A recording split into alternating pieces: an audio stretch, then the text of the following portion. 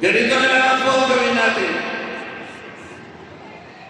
Alam ko po na ako ay mananalo bilang isang senador.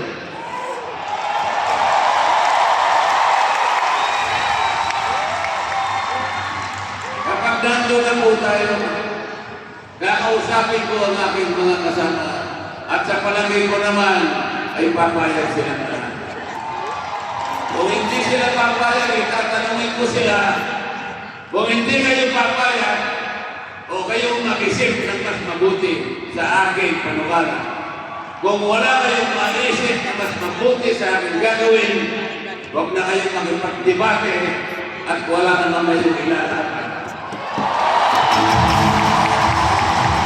Una-una, nagpapasalamat ako kay Tito Rodante Marcoleta sa pag-imbita sa akin at sumama ko ngayong gabi. At ayaw ko sana makisali sa politika. Pero dahil sa pagkidnap at pag-abuso nila sa tatay ko, nandito ako para ipaglaban hindi lamang ang pamilya ko, kundi ang bansang Pilipinas.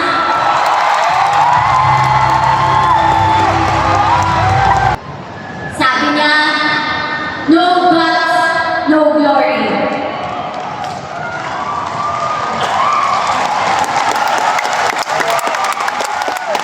Mga kababayan ko, sa kapwa kabataan, bumoto tayo ng tama dahil dito nakasalalay ang kinabukasan nating lahat.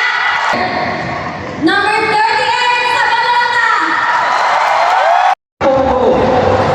Sa lahat ng relihiyon dito sa Pilipinas. Mga kababayan, dumating na po sa punto na ang ating konstitusyon ay hindi na sinusunod.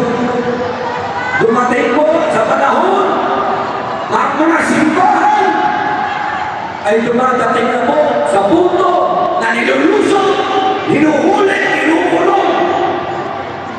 Kailangan po may tumindig na isa na nakakaalam ng batas upang manatili ang paghiwalay ng simbahan